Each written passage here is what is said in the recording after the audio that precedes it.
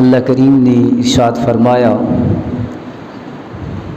قل ان کنتم تحبون اللہ فاتبعونی یحببکم اللہ، اے محبوب فرما دیجئے اگر تم اللہ سے محبت کرنا چاہتے ہو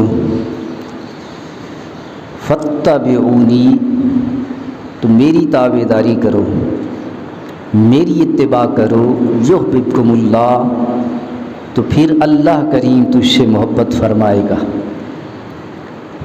توجہ چاہتا ہوں، لفظوں پر غور کیجئے، قرآن کی آیت ہے، قرآن کے لفظ ہیں۔ جو شخص ڈائریکٹ رب سے رابطہ جوڑنا چاہتے ہیں، توجہ چاہتا ہوں کہ رسول اللہ صلی اللہ علیہ وسلم کی نسبت کے بغیر، رسول کریم صلی اللہ علیہ وآلہ وسلم کی اتباع کے بغیر، حضور کی محبت کے بغیر کوئی بندہ بھی خدا تک رسائی حاصل نہیں کر سکتا۔ اگر کوئی شخص یہ چاہتا ہے کہ میں رب سے نسبت جوڑوں، رب کا قرب حاصل کروں، رب کی محبت حاصل کروں، تو اسے غلامی مصطفیٰ میں آنا ہوگا، رسول اللہ صلی اللہ علیہ وسلم کی اتباع میں، رسول اللہ صلی اللہ علیہ وسلم کی تابع داری میں آنا پڑے گا۔ قرآن کی آیت یہی بتا رہی ہے قل ان کنتم تحبون اللہ فاتبعونی یحببکم اللہ۔ اللہ کریم اس مقام پر اپنے محبوب سے مخاطب ہو کر فرما رہے ہیں، قل یہ امر کا صیغہ ہے، اللہ کریم فرما رہے ہیں اے محبوب آپ فرما دیجئے، آپ فرما دیجئے، قل اے محبوب آپ فرما دیجئے لوگوں سے، آپ فرما دیجئے ان کنتم تحبون اللہ، اگر اللہ سے محبت کرنا چاہتے ہو فاتبعونی تو پھر میری تابع داری کرو، میری اتباع کرو، میری پیروی کرو، یحببکم اللہ، اگر تم میری تابع داری کرو گے، مجھ سے محبت کرو گے، میری اتباع کرو گے، تب اللہ کریم تجھ سے محبت فرمائے گا۔ اللہ اور اس کا رسول خود راستہ بتا رہے ہیں کہ اللہ کریم کی محبت حاصل کرنے کا راستہ کون سا ہے، وہ اللہ بھی بتا رہا ہے اور اللہ کا رسول بھی بتا رہا ہے۔ اور اسی آیت کی ابتدا میں یہ لفظ کل ہے، اللہ نے فرمایا کل، کہہ دیجئے، فرما دیجئے، اے اللہ اگر تو خود فرماتا بات تو تب بھی درست تھی، اگر یہ لفظ کل نہ ہوتا ان کنتم تحبون اللہ فاتبعونی یحببکم اللہ، اگر اللہ کریم فرما دیتا تو بات تو تب بھی درست تھی، لیکن اللہ نے فرمایا اے محبوب قل، اے محبوب آپ فرما دیجئے، اس لیے کہ اللہ کریم یہ چاہتے تھے کہ اے محبوب تیری اتباع، تیری پیروی، تیری نسبت، تیری محبت اور میں رب کی محبت اگر یہ لوگ حاصل کرنا چاہتے ہیں تو اس کا ذکر بھی تیری زبان سے سنوں، اس کا ذکر بھی تیری زبان سے سنوں۔ مشہور و معروف قرآن کی آیت ہے قل هو اللہ احد، سورت ہے یہ چھوٹی سورت اخلاص، قل هو اللہ احد اللہ الصمد لم یلد ولم یولد ولم یکن لہ کفوا احد۔ اب اس سورت کی ابتدا میں بھی اللہ کریم نے کل فرمایا، کل ذکر کیا، فرمایا قل هو اللہ احد، اے محبوب فرما دیجئے هو اللہ احد، وہ اللہ ایک ہے۔ اگر اللہ کریم یہ لفظ کل نہ فرماتا تبھی اللہ ایک تھا، اگر اللہ کریم یہ فرماتا ان اللہ احد، میں اللہ ایک ہوں، بات تب بھی درست تھی۔ یہ لفظ سے کل ذکر کرنے کی حکمت کیا تھی؟ علماء نے بیان کیا، اللہ کریم نے فرمایا قل هو اللہ احد، اے محبوب میں اللہ تو ایک ہی ہوں، میرا کوئی شریک نہیں، میں واحد ہوں، لیکن میں اپنی وحدانیت اور اپنے ایک ہونے کا اعلان بھی تیری زبان سے سننا چاہتا ہوں۔ اے محبوب اپنی زبان سے فرما، کل فرما دیجئے هو اللہ احد، وہ اللہ ایک ہے۔ اے محبوب میں اپنی وحدانیت کا اعلان، میں اپنی وحدانیت کا ذکر تیری زبان سے سننا چاہتا ہوں۔ ذکر میرا ہو، زبان تیری ہو، تعریف میری ہو، زبان تیری ہو۔ میں اپنی وحدانیت کا اعلان بھی تیری زبان سے سننا چاہتا ہوں۔ تو قرآن کے اندر ان الفاظوں کے ذکر کا کوئی سبب ہے، کوئی حکمت ہے، کوئی وجہ ہے۔ تو فرمایا قل ان کنتم تحبون اللہ فاتبعونی یحببکم اللہ۔ اللہ نے فرمایا محبوب فرما دیجئے اگر تم اللہ سے محبت کرنا چاہتے ہو فاتبعونی، تو میری تابعداری کرو، میری اتباع کرو، یحببکم اللہ، پھر اللہ کریم تجھ سے محبت فرمائے گا۔ صرف محبت نہیں فرمائے گا، قرآن کی آیت آگے بھی ہے، صرف محبت تک قرآن کی آیت نہیں رکی، صرف محبت نہیں فرمائے، اللہ کریم محبت بھی فرمائے گا، پہلا انعام۔ دوسرا انعام یہ ہے وَيَغْفِرْ لَكُمْ ذُنُوبَكُمْ، اللہ کریم تمہارے گناہ بھی بخش دے گا۔ تیسرا انعام واللہ غفور الرحیم، اللہ معاف بھی فرمانے والا ہے، رحم کرنے والا بھی ہے، رحم کرنے والا بھی ہے۔ یہ انعام، تین انعام قرآن کی اسی آیت کے اندر ہے۔ تین انعام صرف ایک عمل کے پیچھے، صرف ایک عمل کے پیچھے یہ تین انعام ہیں۔ وہ ایک عمل کیا ہے؟ اتباع مصطفیٰ، اتباع رسول، محبت رسول۔ اور محبت رسول، رسول اللہ صلی اللہ علیہ وآلہ وسلم سے محبت کی نشانی ایک یہ بھی ہے، ایک نشانی عرض کر رہا ہوں، حضور سے محبت کی بہت ساری نشانیاں ہیں۔ رسول اللہ صلی اللہ علیہ وسلم سے محبت کرنے کی بہت ساری علامتیں ہیں، بہت ساری نشانیاں ہیں۔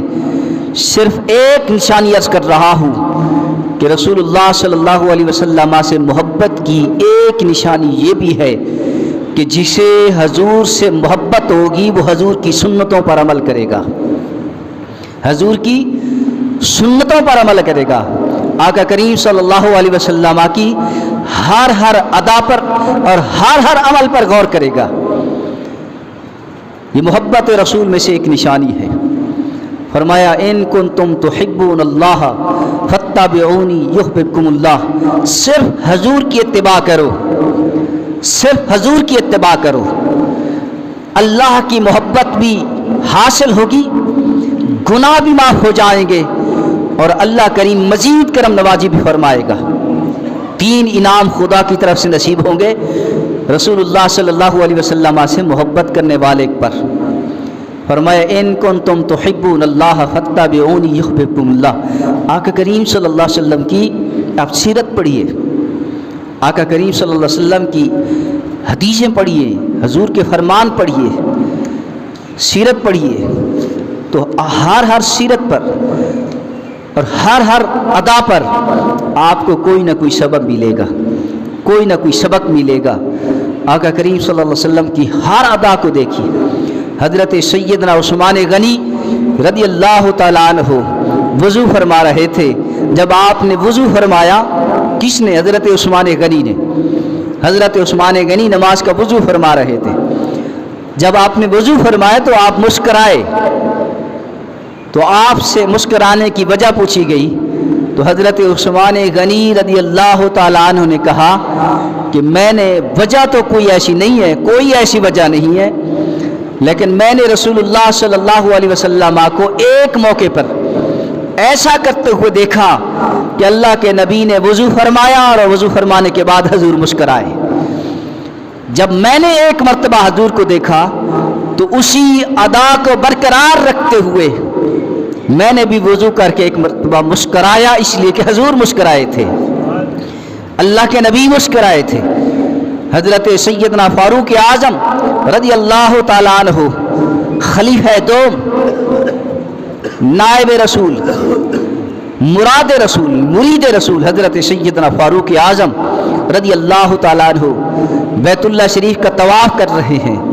तवाफ़ करने के बाद हजर अस्वद के करीब आते हैं। हदीसों में है कि हजर अस्वद के करीब आकर हजर अस्वद से कहते हैं कि ए पत्थर, ए हजर अस्वद, तू एक पत्थर है, तू एक पत्थर है, मेरे सामने तू एक पत्थर है। अगर मैं तुझे चूम रहा हूँ तो इसलिए चूम रहा हूँ कि मैंने रसूलुल्लाह सल्लल्लाहु अलैहि वसल्लम को चूमते हुए देखा है, अल्लाह के नबी को चूमते हुए देखा है। हजूर की अदा समझकर तुझे बोसा दे रहा हूँ, हजूर की अदा बरकरार रखते हुए तुझे प्यार कर रहा हूँ, इसलिए मैंने अल्लाह के नबी को बोसा देते हुए देखा है। तो सामीन मुहतरम, और मैं साथ ये अर्ज़ कर दूँ कि नमाज कसर है। नमाज कसर जानते हैं आप? नमाज कसर किसे कहते हैं? नमाज कसर जो सफ़र में नमाज पढ़ी जाती है। यूँ समझ लें, सफ़र में 57 मील के बाद सफ़र शुमार होता है। 57 मील से पहले कोई नमाज कसर नहीं। 57 मील और उससे आगे जितना भी सफ़र होगा नमाज कसर होगी। इसमें और भी मसाइल हैं कि कितने दिनों की नीयत है रहने की, कितना दिन रहेंगे, वो और बात है। 57 मील से नमाज कसर शुरू हो जाती है। नमाज कसर जब शुरू हुई थी उस वक्त सहाबा कराम पैदल सफ़र करते थे। घोड़ों पर सफ़र था, ऊँटों पर सफ़र था, जानवरों पर सवारियां करते थे, सफ़र करते थे।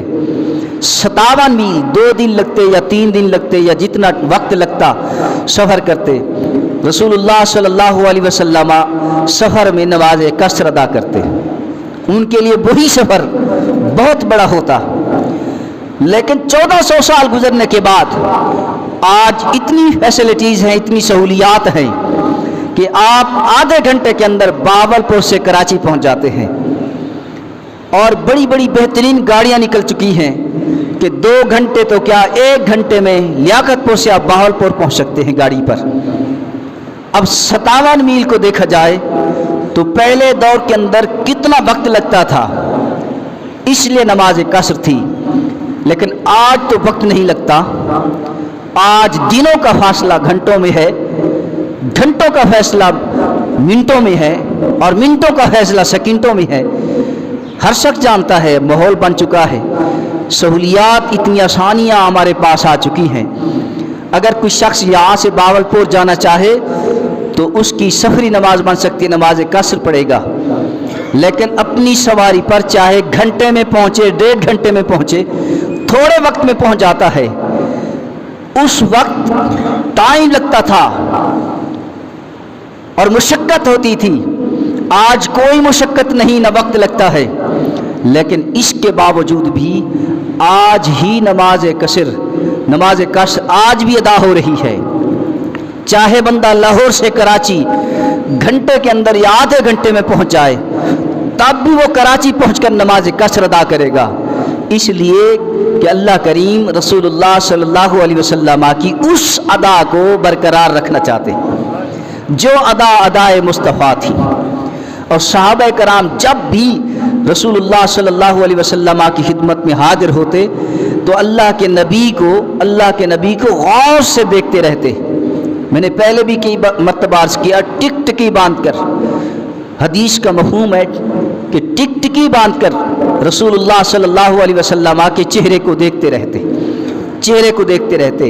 जब सहाबा हजूर की सोहबत में बैठते तो सहाबा की निगाहें हजूर के चेहरे से हट कर न इधर जाती न इधर जाती, वो टिकटिकी बांध कर हजूर के चेहरे को देखते रहते। और आशिकों की सहाबा कराम की हालत इश्क में यही नमाज होती, हालत इश्क में यही नमाज होती।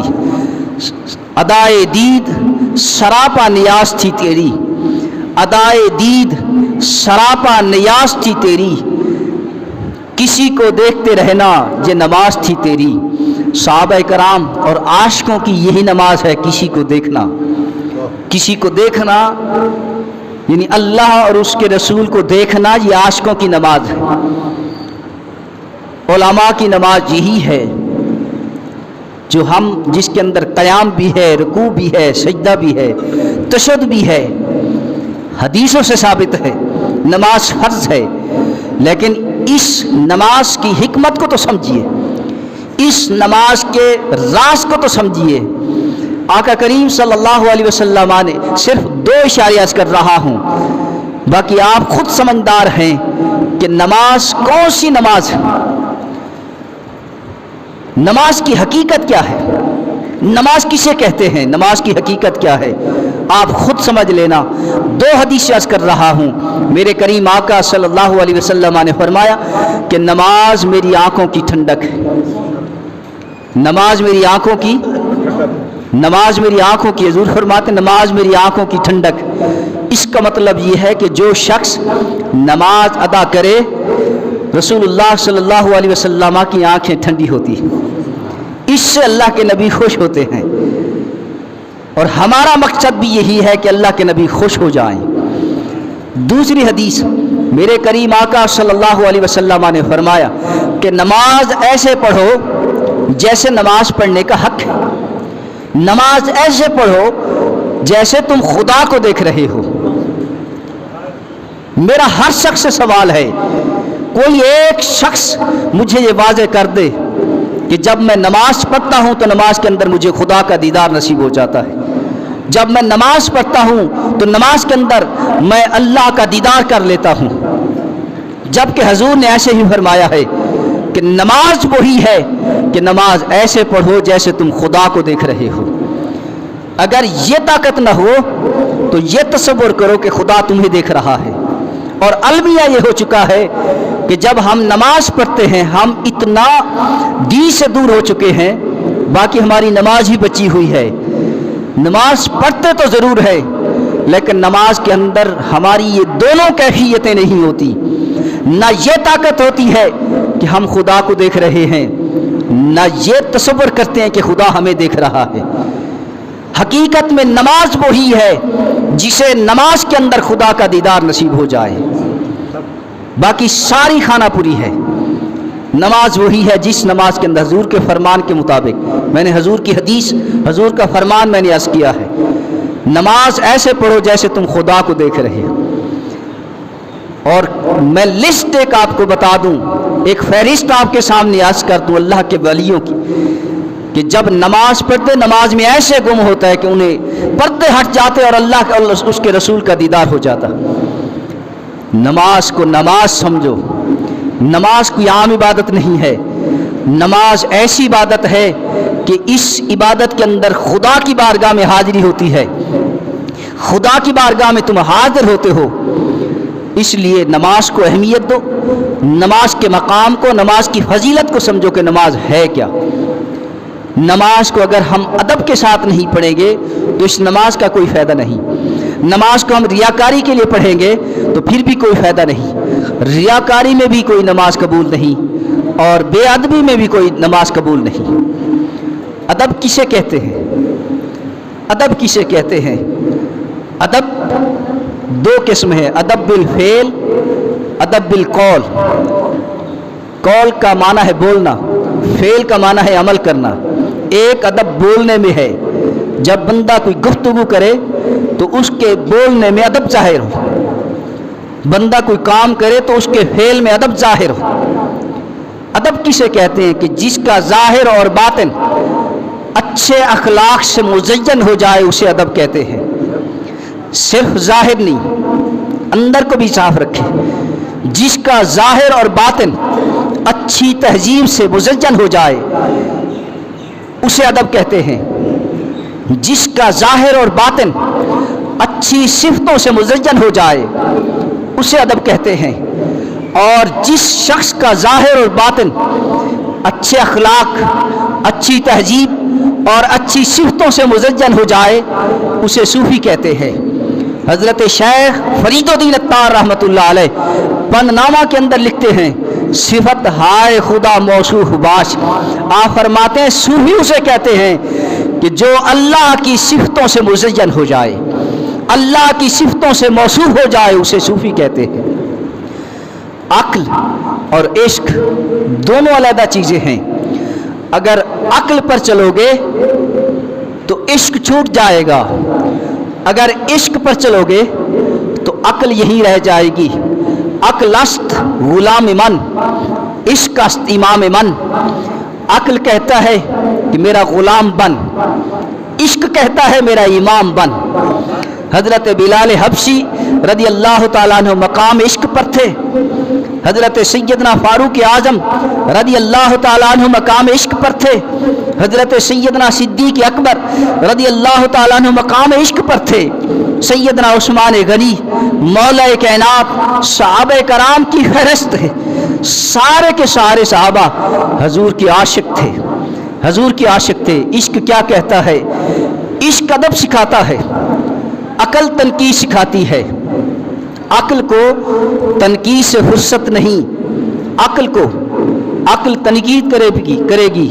ایک شخص دوسرے شخص پر اعتراض کرے گا، ایک شخص دوسرے شخص پر تنقید کرے گا، ایک شخص دوسرے شخص کی خامی بیان کرے گا۔ عقل کو تنقید سے فرصت نہیں، عشق پر اعمال کی بنیاد رکھ۔ عقل کو تنقید سے فرصت نہیں، عشق پر اعمال کی بنیاد رکھ۔ اپنے دل کے اندر عشق پیدا کر، اپنے دل کے اندر عشق مصطفیٰ پیدا کر۔ اگر نماز کی حالت کے اندر تمہیں خدا کا دیدار نصیب ہو جائے تو اپنے آپ کو سمجھ لینا تم اللہ اور اس کے رسول کے عاشق ہو، اللہ اور اس کے رسول کے عاشق ہو۔ جب عشق سکھاتا ہے آداب خود آگاہی، کھلتے ہیں غلاموں پر اسرار ید اللہ۔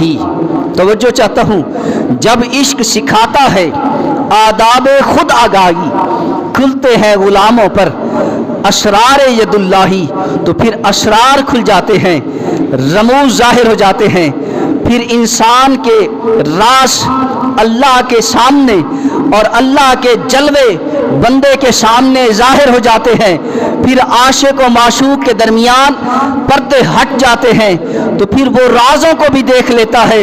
اللہ اکبر، اس وقت بندہ خدا کا محبوب بن جاتا ہے۔ جب بندہ خدا کا محبوب بن جائے اس وقت خدا کی ساری توجہ اس بندے پر ہوتی ہے۔ جب بندے کا خدا محبوب بنتا ہے تو اس وقت بندے کی ساری توجہ دنیا سے ہٹ کر صرف اور صرف خدا کی طرف ہوتی ہے۔ کبھی وہ محب، کبھی یہ محب، کبھی وہ محبوب، کبھی یہ محبوب، کبھی وہ عاشق، کبھی یہ معشوق، کبھی یہ معشوق، کبھی وہ عاشق۔ علماء کی نماز رکوع بھی ہے، سجود بھی ہے، قیام بھی ہے، تشہد بھی ہے، لیکن عاشقوں کی نماز وہ نماز ہے کہ جس میں نہ قیام ہے، نہ رکوع ہے، نہ سجدہ ہے، نہ تشہد ہے۔ اس حالت کے اندر العشق و نارن، جب اسے یہ مقام مل جائے تو اسی مومن کا قلب عرش اللہ بن جاتا ہے، عرش اللہ بن جاتا ہے۔ لہٰذا ہم دعا کرتے ہیں اللہ کریم ہم سب کو اللہ اور اس کے رسول کی محبت نصیب فرمائے۔